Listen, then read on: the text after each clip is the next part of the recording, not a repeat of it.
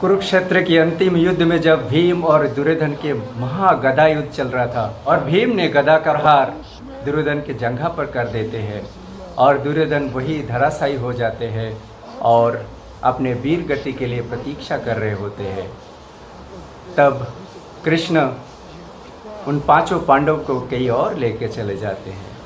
सूर्यास्त के बाद चंद्र निकल आते हैं। दुर्योधन चंद्र को आप कोसने लगते हैं कि आपके वंश में पांडव जैसे कायर किस तरह से जन्म लिया है, क्योंकि पांडवों ने हमें छल कर गदा युद्ध में मुझे जंघा तोड़ा है। दुर्योधन ने चंद्र के पास ये नहीं कहा कि उन्होंने किस तरह से पांडवों को अपमान किया और किस तरह से छल किया पांडवों के ऊपर, लाक्षागृह की दुर्घटना और द्रौपदी वस्त्रहरण जैसे घिनौना काम किया है। ये सब चंद्र को नहीं बताया, बस चंद्र को ये बताया कि गदा युद्ध में भीम ने मुझे गदा प्रहार जंघा पर किया है, जो कि नियम का अनुसार नहीं है, नियमानुसार नहीं है।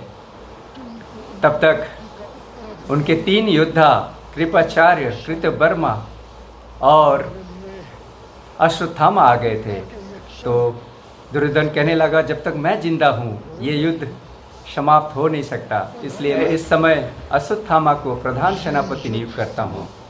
और उनको मोटिवेशन देते हैं, झूठा मोटिवेशन देते हैं, क्योंकि किस तरह से तुम्हारे पिताश्री द्रोणाचार्य को पांडवों ने वध किया है और मुझे देखो, मुझे किस तरह से छल से गदा युद्ध में जंघा पर वार किया है। तो इसलिए तुम अभी जाओ और पांडवों के कटे हुए शीश मुझे दिखलाओ।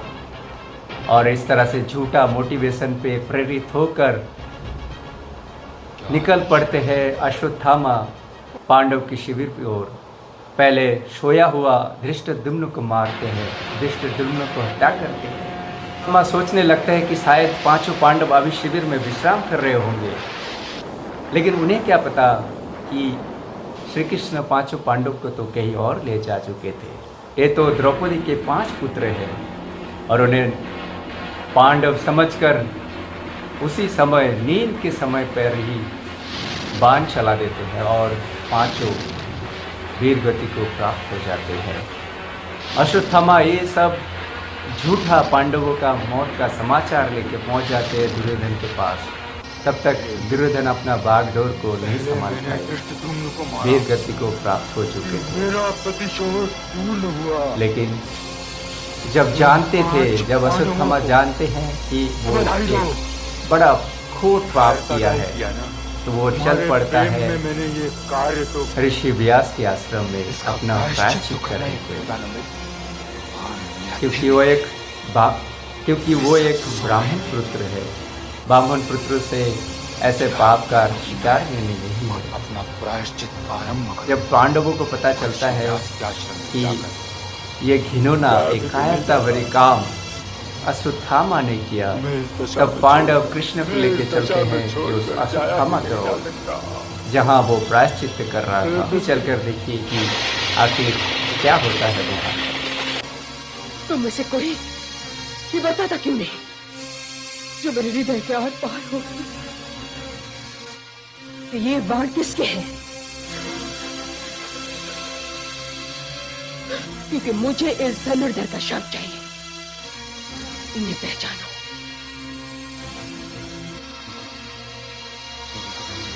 ये बाण कुरुपुत्र अश्वत्थामा के हैं। अश्वत्थामा का वध असंभव है कल्याणी, बस अमर होने का वरदान है। जो चाहो उसे तम दे देना, तो हम उसे तुम्हारे पास ले आते हैं कल्याणी। तुम प्रतीक्षा करो कल्याणी। द्रोण पुत्र को दंड दे देना, मैं विलाप नहीं करूं।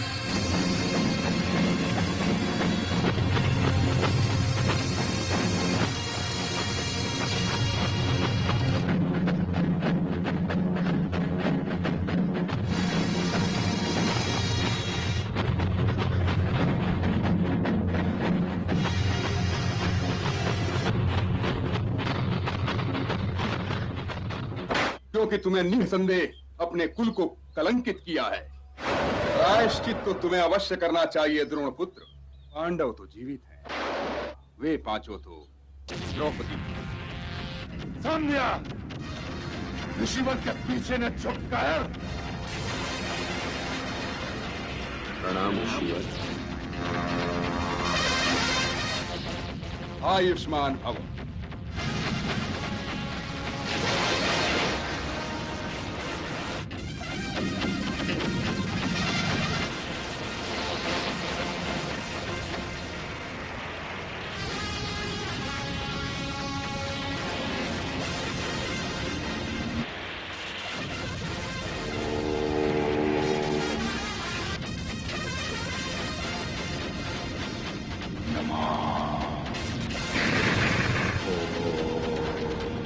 पांडवों का सर्वनाश कीजिए हे ब्रह्मास्त्र।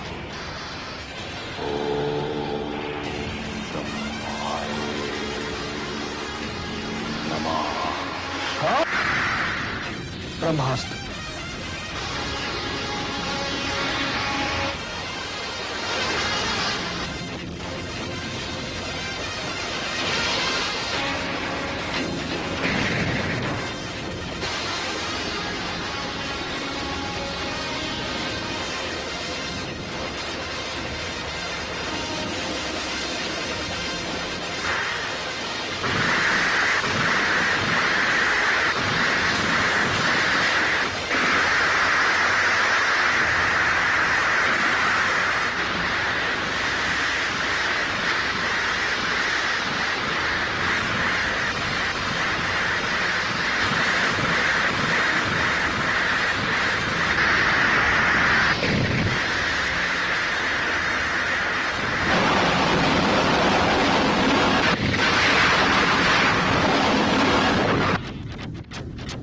अश्वत्थामा, अर्जुन जो भूमंडल को नष्ट कर देगा, ये वो अस्त्र है। लौटा लो इस अस्त्र को। जैसी शक्तियां युद्ध के लिए नहीं होती। क्या द्रोणाचार्य ने तुम्हें यह नहीं बताया था? हे वासुदेव, तुमने भी अर्जुन को नहीं रोका और उसे काटने के लिए अर्जुन अपना ब्रह्मास्त्र चलाने पर विवश था। अश्वत्थामा अपना ब्रह्मास्त्र चला चुका था ऋषिवर। अर्जुन, लौटा लो इस अस्त्र को। अश्वत्थामा, जो आज्ञा ऋषिवर।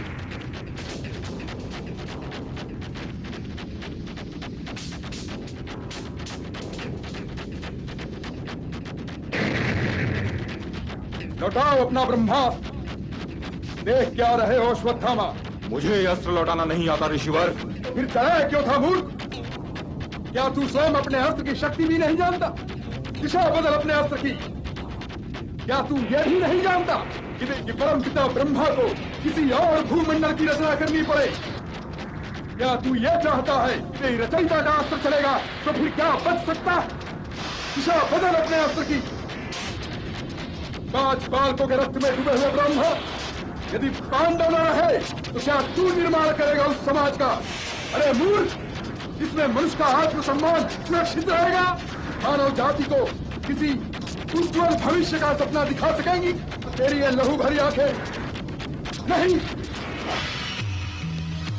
दिशा तो अवश्य बदल दूंगा ऋषिवर, इसलिए दिशा बदल अपने आप की अश्वत्थामा। किंतु ये जाएगा फिर भी पांडवों की ओर। जज नहीं कर सकता तो उनके बीज को अवश्य नष्ट कर दूंगा। तो उनके बीज को अवश्य नष्ट कर दूंगा।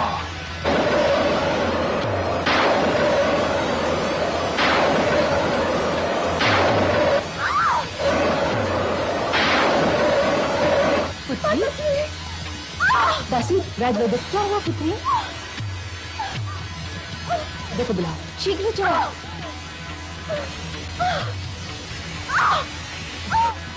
धैर्य रखो पुत्री।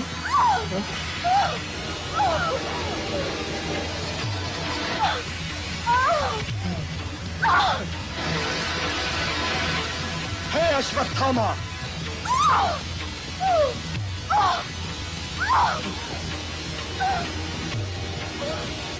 जिसका स्पर्श कीचड़ को भी मैला कर देगा। तुम एक अति घिनौने व्यक्ति हो कि तुम अपने ब्रह्मास्त्र के दुरुपयोग से अभिमन्यु पुत्र की उत्तरा के गर्भ में ही हत्या कर तो उसे कोई जीवित नहीं कर सकता। ये वासुदेव कृष्ण उसे जीवन दान देगा। पृथ्वी पर अपने कभी न समाप्त होने वाले जीवन का शव उठाए भटकते रहोगे और तुम समय की चरम सीमा तक संवेदना के स्नेह लेप के लिए तरसते हुए अश्वत्थामा अकेले अपने इस घोर पाप का बोझ उठाए। बड़े भैया, इसके माथे से ये मणि निकाल लीजिए, अब होगा। और आज तुम्हारे माथे पर जहां एक मणि दमक रही है अश्वत्थामा, तो सदैव रिश्ता और दुखता रहेगा, क्योंकि ये मानव जाति की धरोहर है। लीजिए, इसे स्वयं ही निकाल देता हूं।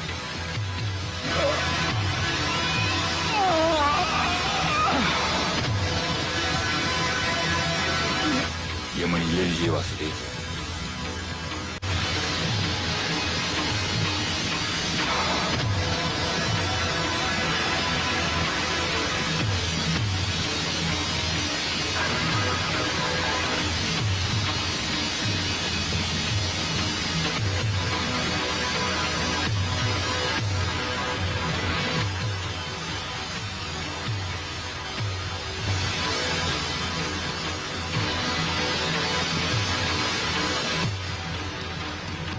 वासुदेव, लीजिए, किंतु अपने शाप से मुझे मुक्त कर दीजिए। ये मणि स्वीकार कीजिए। ये वासुदेव, मुक्त कर दीजिए। ये शाप नहीं था अश्वत्थामा, ये तो तेरे पापों का भुगतान है कि मैं तुझे इससे मुक्त कर दूं। और समाज के इस ऋण से तुझे मुक्त करने वाला मैं कौन होता हूं? अनुशंसा। बड़े भैया, ये मणि ले लीजिए।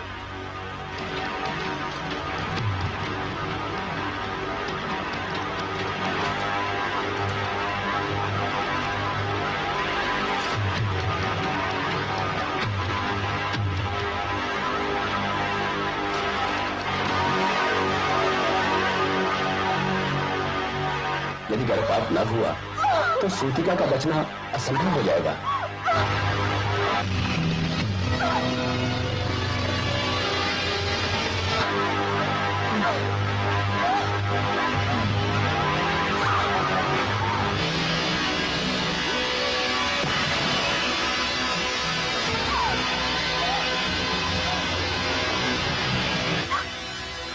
मामाश्री, मेरे जीवन के अंतिम ज्योत ही चली गई।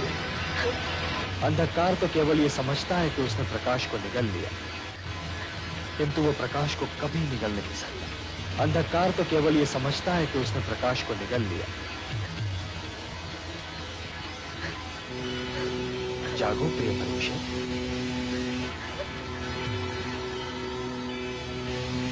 जागो।